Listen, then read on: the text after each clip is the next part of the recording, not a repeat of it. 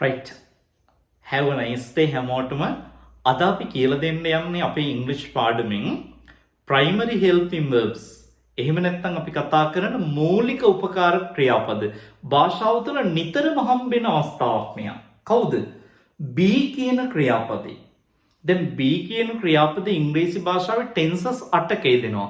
එයාගේ පළවෙනි අවස්ථාව තමයි be ගේ present එක. වර්තමාන අවස්ථාව. be verbs කියලා අපි කතා කරන්නේ. ඒකේ වර්තමාන අවස්ථාව present එක. ඒ වර්තමාන අවස්ථාව හැටියට හම්බ වෙන්නේ අපිට am is are කියන පද තුන. මේකේ සරල කතාව අපි මෙහෙම දන්නවනේ. am කියන එක පාවිච්චි කරන්නේ I සමග විතරයි. is පාවිච්චි කරන්නේ singular ඒක වචනත් එක්ක. are කියන එක පාවිච්චි කරන්නේ you ඇතුළු බහුවචනත් එක්ක. ඔය කතාව අපි දන්නවනේ. හැබැයි මෙන්න මේ ටික දැනගෙන හිටියද? am is are කියන පද තුනේ තියෙන ප්‍රධාන සිංහල තේරුම් 6ක්. මේ සිංහල තේරුම් 6ක් තියෙනවා. මොනවද මේ සිංහල තේරුම් 6? ඉන්නවා, තියෙනවා, වෙනවා, තමයි, යනු, කියන්නේ කියන සිංහල තේරුම් 6. මොනවද am is are ගේ සිංහල තේරුම් 6? ඉන්නවා, තියෙනවා, වෙනවා, තමයි, යනු, කියන්නේ. දැන් ඔය කියන තේරුම් 6 තියනවා කියලා පිළිගන්න බැරිද? right. මම එක්සැම්පල් එකක් කියන්නම්. මේ බලන්න. දැන් is කියන වාක්‍ය මම ගන්නම්කෝ. මම කියනවා මෙහෙම සරල වාක්‍යයක්. මම කියනවා මෙහෙම she is ඇය ඉන්නවා. she is ඇය ඉන්නවා near the gate. she is near the gate. ඇය ගේට් වලද ඉන්නවා. එහෙනම් බලන්න මෙතන is කියන එකේ අර්ථය හැදෙන්නේ ඉන්නවා කියන තේරුම. දැන් බලන්න ඕන තරම් කෝටි ගණක් වාක්‍ය රටා නැද්ද ඉන්නවා කියන්නේ. බල්ලා මේසේ යට ඉන්නවා. dog is under the table. බල්ලා පුටුව ළඟ ඉන්නවා.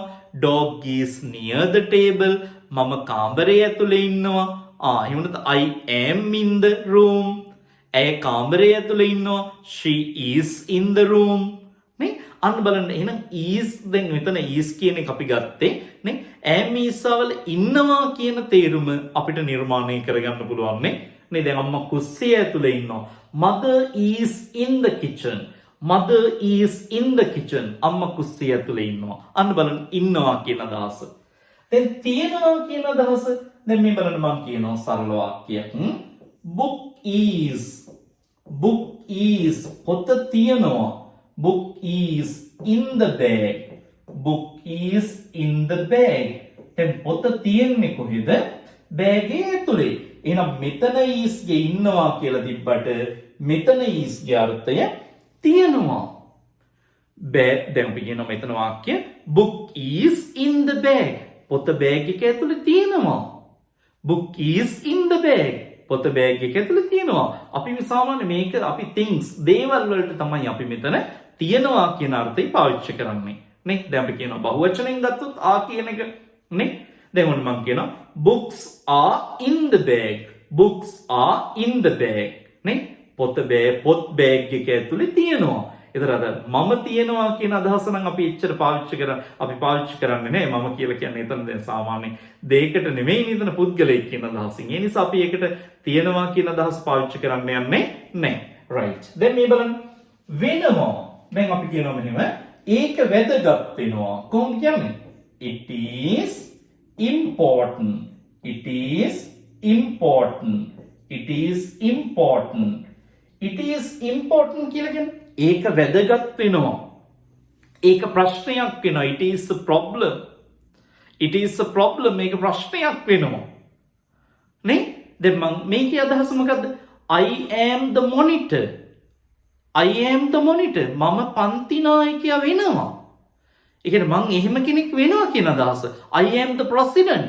මම ජනාධිපති වෙනවා කියන අදහස හිතේ තියෙන්නේ ඒකේ. sentence එකේ හැංගිලා තියෙන අර්ථයනේ. අන්න බලන්න වෙනවා කියන අදහස. දැන් අපි කියනවා they are good people. ඔවුන් හොඳ මිනිස්සු. ඒකේ අදහස මොකද්ද? ඔවුන් හොඳ මිනිස්සු වෙනවා කියන කතාව ඒ වාක්‍යය තුළ හැංගිලා තියෙන්නේ. එහෙනම් බලන්න am is ආගේ වෙනවා කියන අර්ථයත් ඕක ඇතුලේ තියෙනවා නේ. වෙනවා කියනද ඕන තරම් නේ. දැන් අපි කියන ඒක වැදගත් වෙනවා. it is important. ඒක ප්‍රශ්නයක් වෙනවා. it is a problem නේ දැන් ඕන තරම් වාක්‍ය නැද්ද වෙනවා කියන එක නේ දැන් අපි කියනවා ඒක අමාරු වෙනවා it is difficult ඒක lazy වෙනවා it is easy බලන්න කොයිතරම් වාක්‍ය රටා නිර්මාණය කරන්න පුළුවන්ද කියලා right ඊළඟ කතාව මොකද්ද වෙනවා තමයි දැන් අපි කියනවා ඔන්න today is දැන් අපි කියනවා today is Monday අද තමයි සඳුදා today is Monday අද තමයි සඳුදා today is Tuesday අද තමයි අඟහරුවාදා today is day අද තමයි දවස to meet ඇය මුණ ගැහෙන්න today is the day අද තමයි දවස නේ to fight with you උඹත් එක්ක ගහගන්න අද තමයි දවස අන්න තමයි කියන අදහසින් පාවිච්චි කරනවා යම් දැන් මම කියනවා life is a river දැන් මෙතන is යනු life is a river ජීවිතය කියලා ජීවිතය යනු ගංගාවකි ඉංග්‍රීසි යනු භාෂාවක් English is a language Nimal යනු හොඳ මිනිහෙක් Nimal is a good person ඒක යනු කියන අදහසකුත් වෙනවනේ එන යනු කියන අදහසට අපිට පාවිච්චි කරන්න පුළුවන් එමිසා නේ දැන් ඔවුන් යනු මෙහෙන ඔවුන් කියන්නේ යනු කියන අදහස පාවිච්චි කරන්න they are good person ඔවුන් යනු ඔවුන් කියන්නේ හොඳ මිනිස්සු නේ they are good persons නේ අන්න බලන්න එහෙනම් යනු කියන අදහසට අපි එමිසා පාවිච්චි කරන්න පුළුවන් නේ කියන්නේ ජීවිතේ කියන්නේ ගංගාවක් කියන අදහසෙන් නැද්ද life is a river නේ දැන් මම කියන මෙහෙම උදාහරණයක් අනුරාධපුරය කියන්නේ පළමු රාජධානියයි Anuradhapura is the first kingdom නේ දැන් මම කියන මෙහෙම දැන් උදාහරණයක් ඇටියට නිමල් කියන්නේ කරුණාවන්ත මිනිහෙක් නිමල් කියන්නේ කරුණාවන්ත මිනිහෙක් Nimal is a kind person Nimal is a kind person Nimal කියන්නේ කරුණාවන්ත මිනිහෙක් එහෙනම් ඔන්න බලන්න නේ ඉන්නවා තියනවා වෙනවා තමයි යනු කියන අදහස් සියල්ල නිර්මාණය කරන්න එමිසා පාවිච්චි කරන්න පුළුවන් බීගේ වර්තමානයේ මෙන්න මේ වගේ ලස්සන වීඩියෝ වලින් ඉංග්‍රීසි ටික හදාගන්න ඔයාලා අපේ YouTube channel එක subscribe කරන්න අමතක කරන්නත් එපා like එකකුත් දාගෙන යන්න මේ විදිහට අපි ලස්සනට ඉංග්‍රීසි ටික හදාගමු කතා කරන්නෙත් මේ විදිහට ඉංග්‍රීසි ලියන්නෙත් මේ විදිහට ඉංග්‍රීසි ඒ නිසා ඔයාලට මේක හොඳ අවස්ථාවක් ඉංග්‍රීසි ටික මුල ඉඳලා හදාගන්න පුළුවන් ලස්සන අවස්ථාවක් මේක